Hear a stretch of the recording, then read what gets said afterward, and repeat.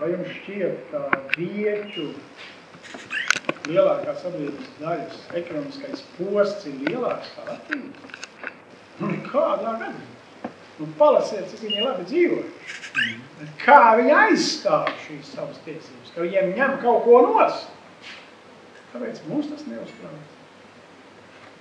Pasakiet, ka rītdien Doma laukumā uzstādīs Pētera pirmā pieminē.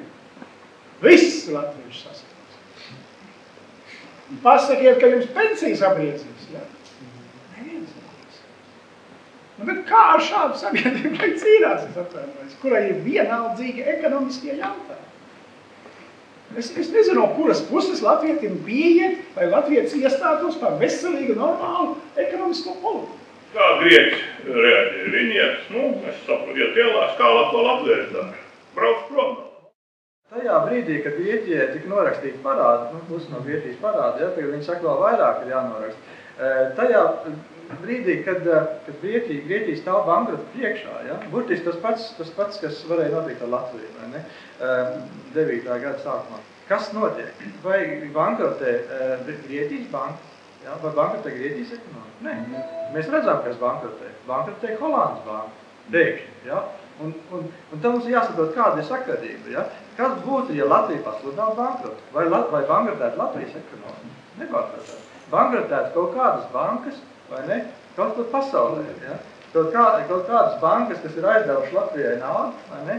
Protams, ka tās Holandas un Francijas bankas, ja, kas ir uz bankrotu sliekšņa, tāpēc, ka Grieķija pasludina bankrotu, vai ne? Suverēno bankrotu. Ja valsts pasludina suverēno bankrotu, tajā brīdī valsts var sākt attīstīties. Vai ne? Jo tad viņai vairs nav jāmaksā, viņi var iziet no parādu, jo valsti var turēt ar tādu ideoloģiju parādu tornī, kad valdība vienkārši saka, tulīt būs beigas, vai ne? Tulīt mēs nogrīpsim tā kā Atlantīdu, vai ne?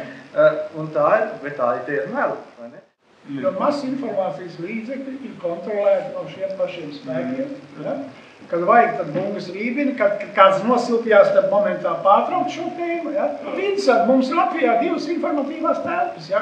Pie manis nāk Krievu laikrakstu žurnālisti. Es tiem stāstu latviešu laikrakstu žurnālisti, man vienreiz veida man atnāca, un tas ir viss. Turpat varēs bija pirms 2 stundām viesnīca Tallink, jā, tas viesnīcā Tallink, 5-zvaigžņu viesnīcā, tur bija pilna zāle, kur no Maskavas atbrauc cilvēki. Interesanti runā.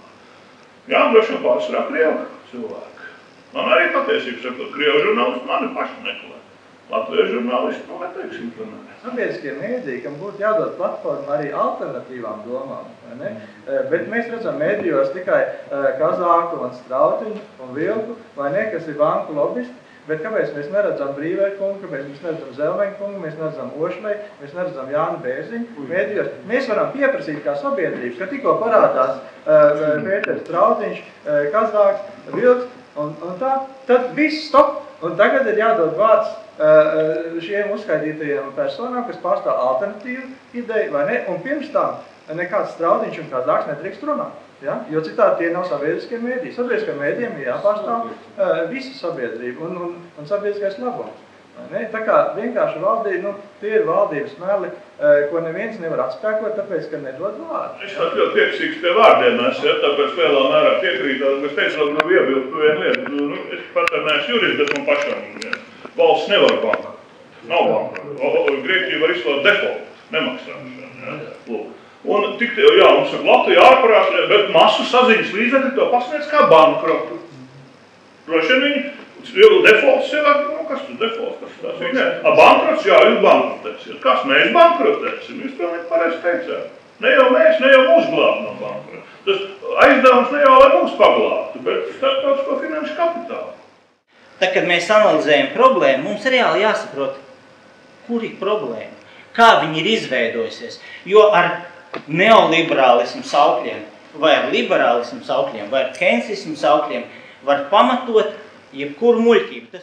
Ir tāds patiesībā maldīgs uzskats, ka Latvijā ļoti daudz ekonomistu gatavo. Negatavo Latvijā. Gatavo cilvēkus, kurus pēc tam parāda, ka viņi ir kārstāt ekonomiku. Masu mēdī bieži vien izveido sabiedrības uztveri, mīts to kā plastelīnu. Es uzskatu, ka vajadzētu vairāk mobilizēties cilvēkiem internetā un izveidot šādiem cilvēkiem tādu kā alternatīvo mēdīju un tādu tā kā Amerikā Alex Jones šovs ir tāds Maks Keizers un Geralds Celente, ap kuru veidojas tās tā kā atmodas movements. Ka šajā valstī ir tāds atkal mīts, vai ne, ka valstī var pietrūkt naudas. Ja? To mēs visi zinām. Ja? Labiem projektiem, sliktiem projektiem vienalga, ka valstī var pietrūkt naudas. Man ir jautājums, vai valstī var pietrūkt naudas? Valstī, kurai ir centrālā banka, kurai ir valsts kasa, viņai nevar pietrūkt naudas. Ja? Tad, ja ir ideoloģija šai valstī, kad valsts nedrīkst radīt naudu, bet naudu drīkst radīt tikai privāta banka, ja? Pie tam ne jau labākajiem mērķiem, bet spekulācijām. Ja? Tad tas ir tas otrs mīts, kas ir jākliedē šajā valstī. Ne? Ka valsts var radīt, tad, kad valsts var uzrakstīt, tad, kad Saeima var nobalsot par labiem projektiem, ko šī Saeima nedara, ne? Tad valsts drīkst radīt naudu. Viņš 20 000 saņem, liels nodoklis maksā, ja? Liels nodoklis maksā, 2 miljonus viņam dos, vēl lielāks nodoklis viņš maksā, varbūt 2 miljonu nav labāk. Lūk, varbūt jūs arī zināt, ka ir tāds Dienvidāfrikas Republikā bīskaps Desmonds Tutu, kurš ir ļoti labi teicis, kad misionāri ieradās pie mums bija zeme, viņiem bija bībele. Tad misionāri teica, aizvērsim acis un lūksim bībeli. Mums ir bībele. Tad mēs apkērām acis, tad izrādījās, ka mums ir bībele, un viņiem ir mūsu zeme. Man liekas, ka arī tie mūsu brīvā tirgus sludinātāji ieradās 90. gadā un teica, aizvērsim acis un lūksim brīvā tirgus Dievu. Un kad mēs tās acis atvērām, tad viņiem ir mūsu arhīvi, un mums ir brīvais tirgus.